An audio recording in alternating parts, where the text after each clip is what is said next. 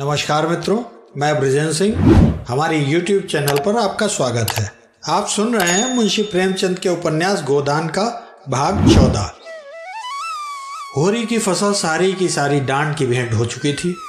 बैशाख तो किसी तरह कटा, मगर जेठ लगते लगते घर में अनाज का एक दाना न रहा। 5-5 पेट खाने वाले और घर में अनाज नदारद। दोनों जून न मिले, 1 जून तो मिलना ही चाहिए। भरपेट न मिले, आधा पेट तो मिले। निराहार कोई कै दिन रह सकता है। उधार ले तो किससे? गांव के छोटे बड़े महाजनों से तो मुंह चुराना पड़ता था। मजूरी भी करे तो किसकी? जेठ में अपना ही काम ढेरों था। ऊख की सिंचाई लगी हुई थी, लेकिन खाली पेट मेहनत भी कैसे हो।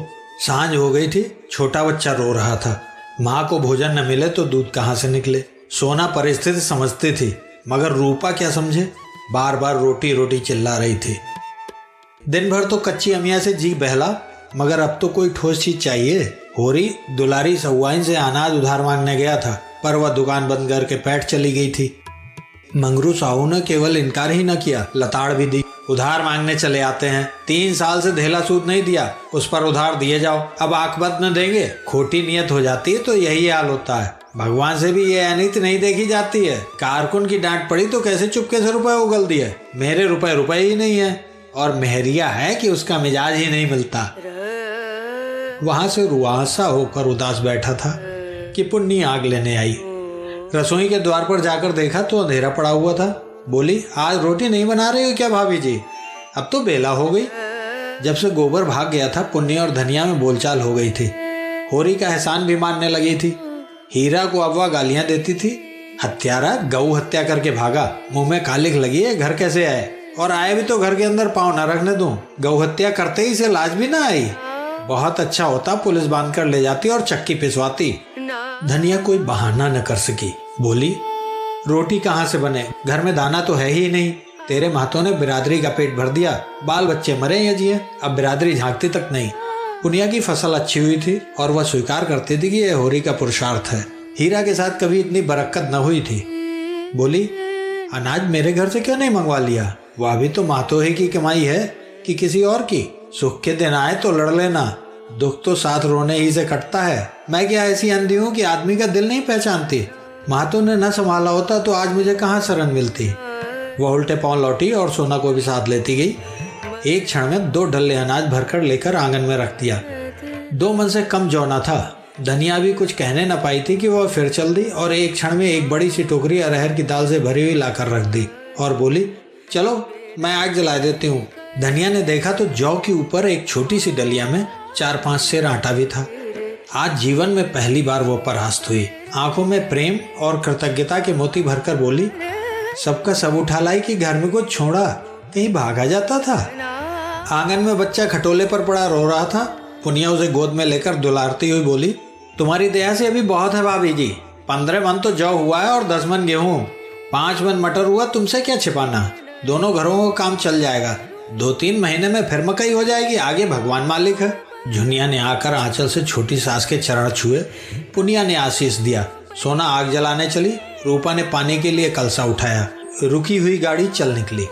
जल में अवरोध के कारण जो चक्कर था, फेन था, शोर था, गति की तीव्रता थी, वह अवरोध के हट जाने से शांत मधुर ध्वनि के साथ सम धीमी एक रसधार में बहने लगा। पुनिया बोली, मातो को डांट देने की ऐसी जल्दी क्या पड़ी थी? धनिया ने कहा, बिरादरी में सुरखुरु कैसे होते? भाभी, बुरा न मानू तो एक बात कहूँ। कह, बुरा क्यों मानूंगी? न कहूंगी, कहीं तुम बिगड़ने न लगो। कहती हूँ कुछ न बोलूंगी। कह तो, तुम्हें झुनिया को घर में न रखना चाहिए था। तब क्या करती? वो डूब मरती थी। मेरे घर में रख देती, तब तो कोई कुछ न कहता। या तो तू आज कहती है, उस दिन भेज देती तो झाड़ू लेकर दौड़ती।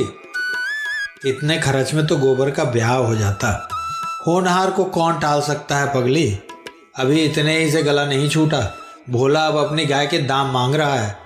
तब तो गाय दी थी कि मेरी सगाई कहीं ठीक कर दो। अब कहता है मुझे सगाई नहीं करनी, मेरे रुपए दे दो। उसके दोनों बेटे लाठी लिए फिरते हैं। हमारे कौन बैठा है जो उससे लड़े।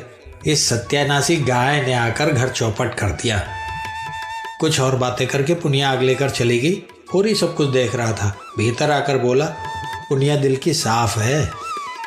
हीरा भी तो दिल का साफ था। धनिया ने अनाज तो रख लिया था, पर मन में लज्जित और अपमानित हो रही थी। यह दिनों का फेर है कि आज उसे यह नीचा देखना पड़ा। तू किसी का औसान नहीं मानती, यही तुझ में बुराई है। औसान क्यों मानो? मेरा आदमी उसकी गृहस्थी के पीछे जान नहीं दे रहा है। फिर मैंने दान थोड़े ही लिया है, उसका एक एक दाना भर दूंगी। मगर पुनिया अपने जेठानी के मनोभाव समझकर भी होरी का एहसान चुकाती जाती थी। जब अनाज चुक जाता मन दो मन दे जाती, मगर जब चौमासा आ गया और वर्षा न हुई तो समस्या अत्यंत जटिल हो गई। सावन का महीना आ गया था और बगुले उठ रहे थे। कुओं का पानी भी सूख गया था और ऊख ताप से जली जा रही थी। नदी से थोड़ा थोड़ा पानी मिलता था, मगर उसके पीछे आए दिन लाठियां निकलती थीं। यहाँ तक कि नदी ने भी जवाब दे दिया। जगह जगह चोरियां होने लगी, डाके पड़ने लगे। सारे प्रांत में हाहाकार मच गया। बारिश कुशल हुई कि भादों में वर्षा हो गई और किसानों के प्राण हरे हुए। कितना उत्साह था उस दिन। प्यासी पृथ्वी जैसे अघाती ही न थी और प्यासे किसान ऐसे उछल रहे थे मानो पानी नहीं अशर्फियां बरस रही हों। बटोर लो जितना बटोरते बने। खेतों में जहाँ बगुले उठते थे वहाँ हल चलने लगे। बाल वृंद निकल निकल कर तालाबों और पोखरों और गड़हियों का मुआयना कर रहे थे।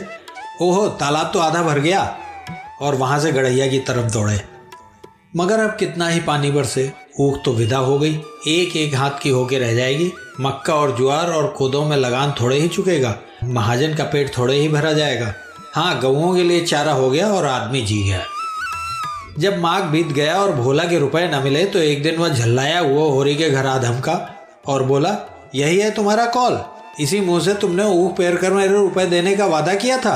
अब तो ऊख पेर चुके, लाओ रुपए मेरे हाथ में। होरी जब अपनी विपत्ति सुनाकर और सब तरह से चिरौरी करके हार गया और भोला द्वार से न हटा तो उसने झुंझलाकर कहा, तो महतो, इस बखत तो मेरे पास रुपए नहीं है और न मुझे कहीं उधार ही मिल सकता है। मैं कहाँ से लाऊं? दाने दाने को तंगी हो रही है। विश्वास न हो घर में आकर देख लो, जो कुछ मिले उठा ले जाओ।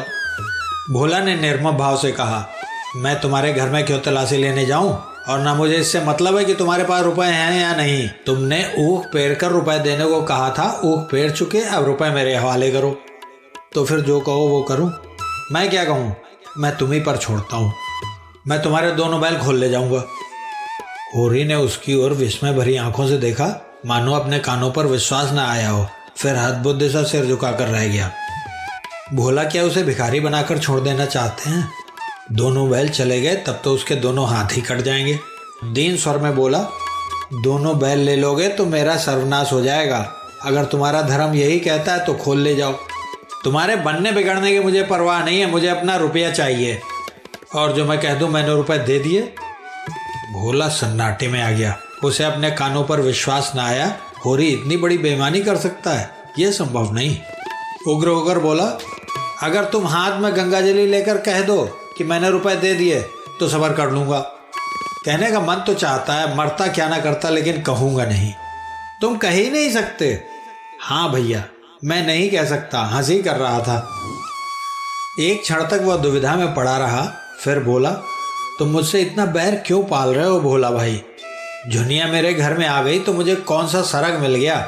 लड़का अलग हाथ से गया, 200 रुपया डांड अलग भरना पड़ा। मैं तो कहीं का न रहा और अब तुम भी मेरी जड़ खोद रहे हो। भगवान जानते हैं, मुझे बिल्कुल न मालूम था कि लौंडा क्या कर रहा है। मैं तो समझता था गाना सुनने जाता होगा। मुझे तो उस दिन पता चला जब आधी रात को जुनिया घर में आ गई। उस वक्त मैं घर में न रखता तो सोचो कहाँ जाती, किसकी होकर रहती। जुनिया बरोठे के द्वार पर छिपी खड़ी ये बातें सुन रही थी। बाप को अब वह बाप नहीं शत्रु समझती थी। डरी कहीं होरी बैलों को दे न दे।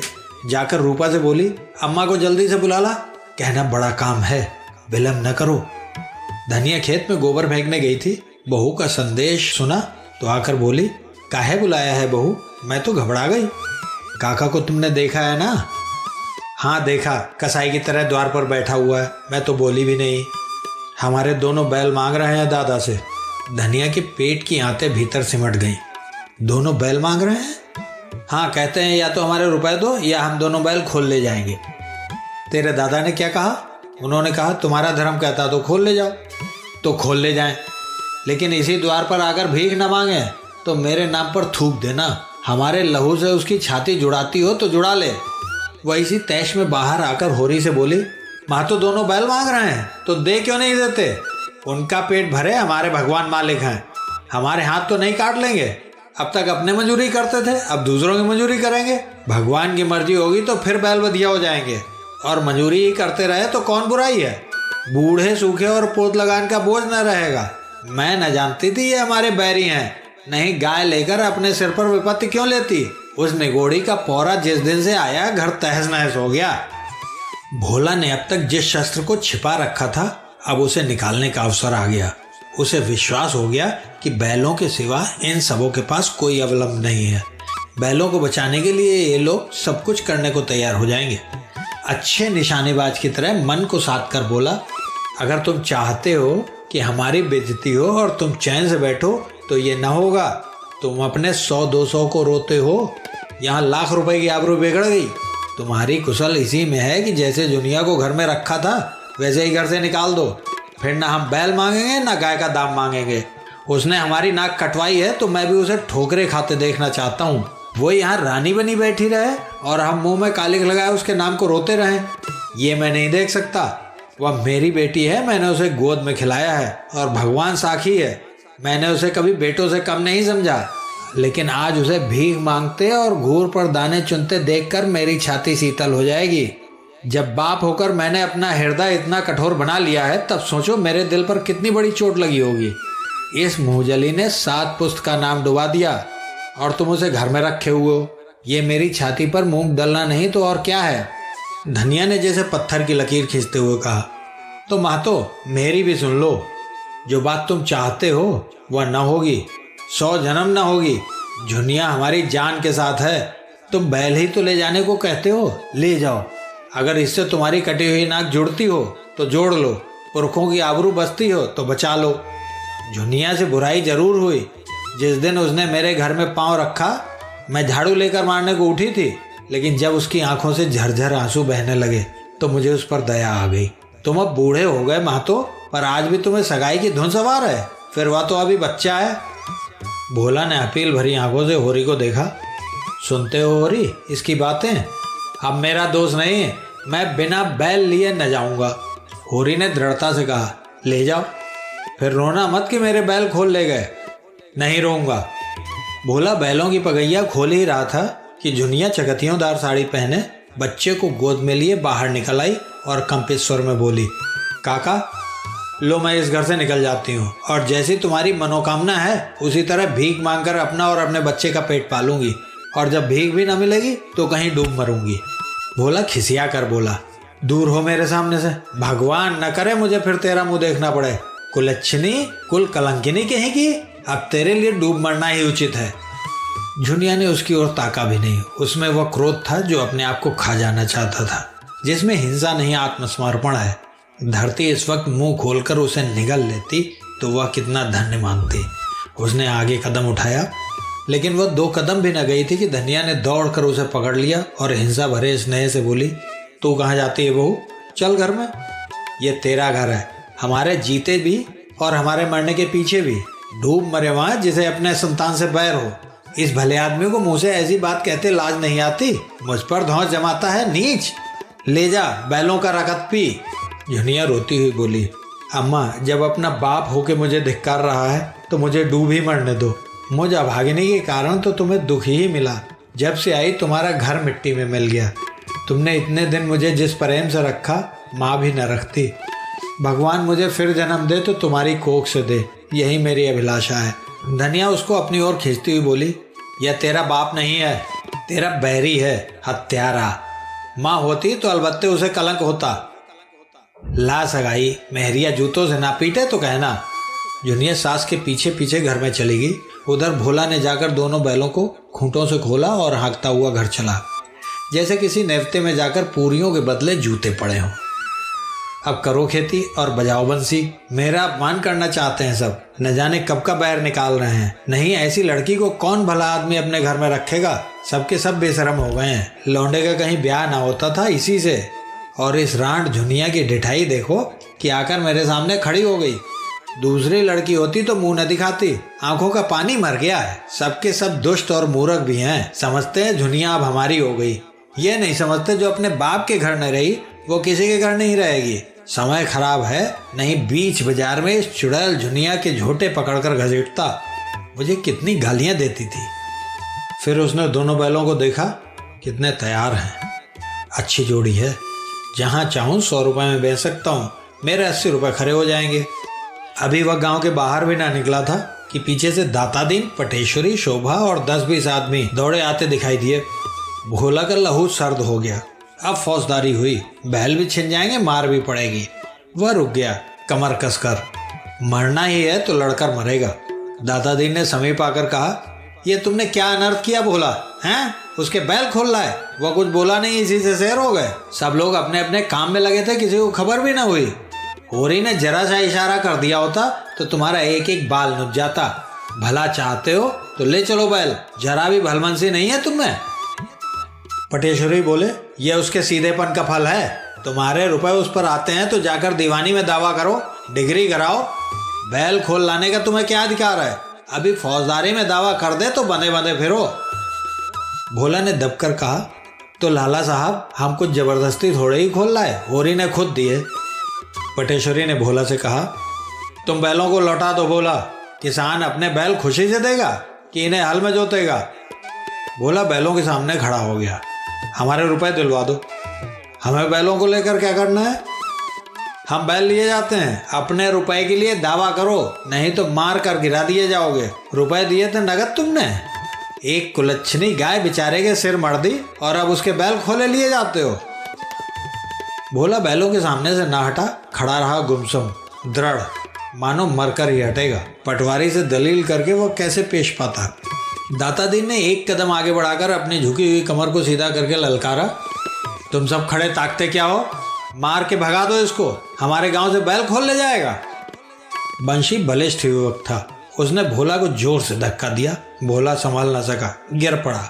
उठना चाहता था कि बंशी ने फिर एक घूंसा दिया। होरी दौड़ता हुआ आ रहा था। भोला ने उसकी ओर 10 कदम बढ़कर पूछा, ईमान से कहना होरी मातो, मैंने बैल जबरदस्ती खोल लिया है? दातादीन ने इसका भावार्थ किया। ये कहते हैं कि होरी ने अपनी खुशी से बैल मुझे दे दिए, हम ही को उल्लू बनाते हैं। होरी ने सकचाते हुए कहा, ये मुझसे कहने लगे, या तो जुनिया को घर से निकाल दो या मेरे रुपए दो, नहीं तो मैं बैल खोल ले जाऊंगा। मैंने कहा, मैं बहू को तो ना निकालूंगा, ना मेरे पास रुपए हैं। अगर तुम्हारा धर्म कहे तो बैल खोल लो। बस मैंने इनके धर्म पर छोड़ दिया और इन्होंने बैल खोल लिए। पटेश्वरी ने मुंह लटका कर कहा, जब तुमने धर्म पर छोड़ दिया तब काहे की जबरदस्ती? उसके धर्म ने कहा लिए जाता है। जाओ भैया, बैल तुम्हारे हैं। दातादीन ने समर्थन किया। हाँ, जब धर्म की बात आ गई तो कोई क्या कहे। सबके सब होरी को तिरस्कार की आंखों से देखते परास्त होकर लौट पड़े और विजयी भोला शान से गर्दन उठाए बैलों को ले चला।